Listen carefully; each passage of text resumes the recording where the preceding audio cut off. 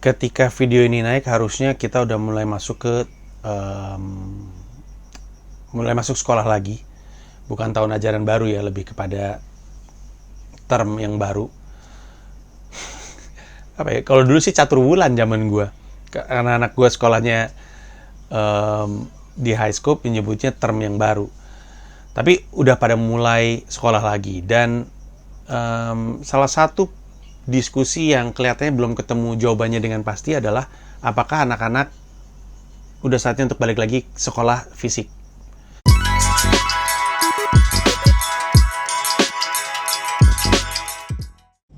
Hey, what's up guys? Today I'm gonna be making a video, an announcement for my merchandise, and I'm trying to design my new model, and I'm working on my Technobots, which are robots I'm creating, and you can buy my merchandise from my dad's store. It has cool kids on the sleeve, only one of them, only on this sleeve, and it says my name on the back, so you better go get it. There's a lot of colors. They're like blue, and there are purple, red, and this one that I'm wearing, and I'm going to be making a white and golden one. And Daddy, where do you buy it? Tokopedia.com/karyapanji. And yeah, don't forget to like and subscribe, turn on post notifications, so whenever I post a new video, you know when it's out. Bye! Temu fisik. Karena dari pemerintahnya sih sebenarnya katanya udah mengizinkan dibalikin lagi ke sekolahnya masing-masing, kalau mau silahkan. Menurut gue itu bukan indikator bahwa emang pemerintah nggak peduli sama COVID gitu, bukan yang COVID udah aman lah, udah lu sekolah aja, bukan kayak gitu. Tapi pemerintah tahu, pemerintah tuh nggak mungkin bisa pukul rata akan apa yang harus dilakukan karena tiap sekolah beda-beda. Karena kan kita tahu kan ada beberapa sekolah yang benar-benar kewalahan banget lah sama sekolah online, karena bukan cuma sekolah, tapi murid-muridnya juga nggak punya akses terhadap internet, susah lah gitu. Dan nggak bisa kita nyamain satu kasus dengan kasus ini. Sini bisa berjuang dia sampai nongkrong di sebuah deket-deket Alfamart biar dapat wifi-nya. Kok lu nggak bisa? Ya beda lah, lu nggak bisa nyamain dua kasus gitu. Jadi karena pemerintah tahu kondisinya sulit, dibalikin sama sekolahnya. Nah sekolahnya juga banyak yang belum tahu, termasuk sekolah anak-anak gua. Tapi di sisi lain sekolah online juga rumit sekali, karena banyak. Pertama-tama jelas karena kaget aja gitu. Kita tahu sekolah akan kayak gini nih di masa depan, kita tahu. Tapi kita pikir di masa depan, tiba-tiba pandemi itu menarik masa depan itu sangat dini, gagap semuanya. Kayak anak-anak gua udah ngelewatin 2 term. Term pertama, sekolah dari rumah, itu kagok. Antara banyak live meet-nya, banyak tugasnya, kagok lah. Tapi kagoknya itu waktu itu masih bisa dibantu sama gua sama Mila, terutama sama gua, karena gue juga saat itu di awal-awal term pertama anak-anak kena sekolah dari rumah, gue juga nggak ada kerjaan, jadi gue ada di rumah. Jadi gue bisa banyak bantu tuh. Gue tuh bisa bilang, jangan kasih gue meeting Zoom, jangan kasih gue kerjaan Zoom sebelum 2:45. Pokoknya anak-anak gue selesai sekolah dulu baru lu kasih itu. Dulu gue bisa. Ketika masuk term kedua, sekolah udah lebih ngerti. Sekolah anak gue terutama. Ketemunya dijarangin beberapa doang. Tugasnya juga lebih kayak, oke ini ada tugas bahasa Indonesia, ini seminggu tugas bahasa Indonesia ini lu kerjain 2 dari 3, kerjain 3 dari 4, kerjain 1 dari 2, kayak gitu-gitulah. Tapi yang sulit adalah walaupun itu jadi lebih ringkas, guanya jadi lebih ada kerjaan gitu. Bukan cuman makin ekstrim kerjaan di rumahnya ya, tapi gue juga jadi, dunia udah mulai muter lagi, aktivitas ekonomi udah mulai muter lagi, dan dunia tampak sudah tahu apa yang mesti dilakukan secara aktivitas ekonomi dalam masa pandemi, dan itu berdampak sama kerjaan gue. Memang gue banyak stand up, jadi moderator, pembicara lewat Zoom, banyak, dan gue pengen itu terus ada karena gue bisa kerja di rumah. Tapi ada juga yang, misalkan gue kerja di sebuah bank, gue datang ke kantor banknya setup green screen, gue stand up di situ, jadi pembicara di situ, terus balik ke rumah. Banyak banget terjadi. Dan itu beresiko dari sisi COVID, dan gue bersyukur sekali gue nggak kena COVID, anak-anak gue nggak kena COVID di kemarin-kemarin. Tapi itu membuat gue jadi tidak ada di rumah, sehingga tugas anak-anak gue banyak yang keteteran, terutama yang kecil. Kalau yang gede bisa gue omelin, dia udah SMP, yang bener lo gue omelin dia gue lepas deh. Tapi yang cewek ini belum bisa. Pada term 1 anak gue yang cewek itu masih harus diingetin kalau dia harus live meet, tatap muka gitu via streaming gitu. Di term kedua dia udah tahu sendiri, oh bentar lagi jam segini, dia tahu sendiri. Tapi soal tugas dia masih susah. Dan yang juga susah adalah kan tanggung jawab menjelaskan ulang itu kan jadinya kan di orang tua ya.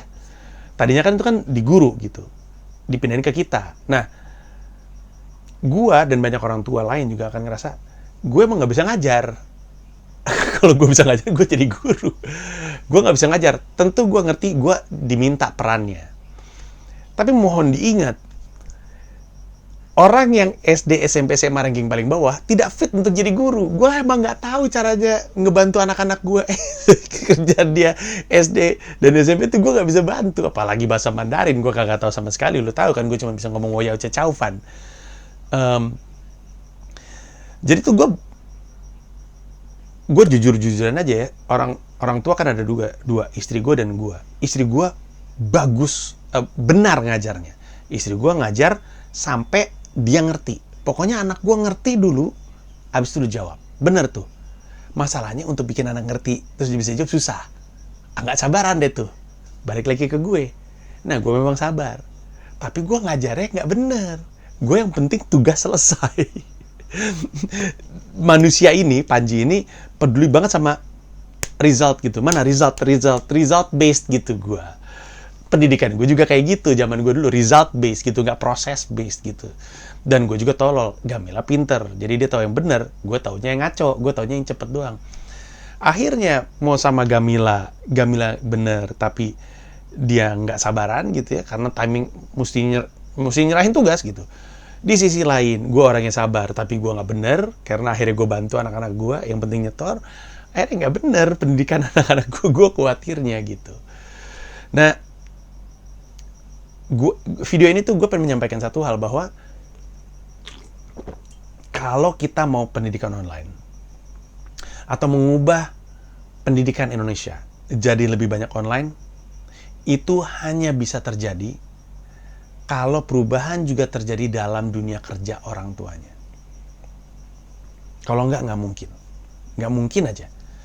Pokoknya selama orang tuanya masih kerja kayak 9 sampai 7 di kantor ataupun dari rumah, karena seperti yang kita tahu ketika work from home malah jadi nggak ada jam kerja, setiap hari kerja di rumah, mau itu malam pagi baru bangun kerja mulu gitu kan. Artinya selama nggak ada perubahan dari dunia kerja para orang tua, maka dunia pendidikan anak-anak juga nggak akan bisa didorong untuk berubah, karena sepaket. Karena pelaku pengajaran pendidikan dari rumah adalah orang tuanya.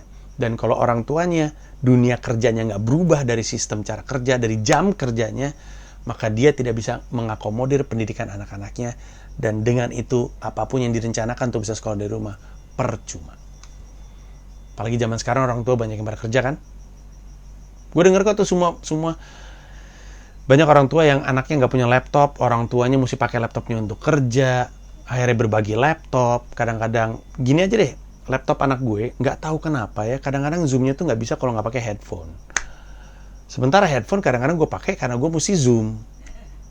Akhirnya anak gue kadang-kadang nggak pakai headphone, dan akhirnya jadi nggak kedengeran suara dia. Sebenarnya dia juga punya headphone, cuman kenapa headphonenya dia mesti di charge dulu atau apa, gitulah. Tapi maksudnya kalau gue mungkin bisa diatasi, tapi kan orang tua lain mungkin nggak bisa gitu. Nah, gue ngajak ya siapapun yang merupakan stakeholder pendidikan, ini beneran masih jalan buntu banget nih. Gue nggak yakin anak-anak gue berani untuk datang ke sekolah, karena salah satu yang gue tahu persis adalah Dipo nggak pernah pilek. Padahal Dipo biasanya kerjanya pilek mulu. Selama dari bulan Februari ke Maret tuh, Dipo ada di sini, nggak pernah pilek sama sekali. Sehingga gue tahu dia pasti kena pileknya di sekolah. Itu baru flu. Gimana sama COVID? Khawatir dong lo. Jadi gue nggak berani nih naruh. Di sisi lain, ketidakberanian gue untuk nyerahin anak gue ke sekolah, itu sama dengan gue menginginkan anak gue sekolah dari rumah.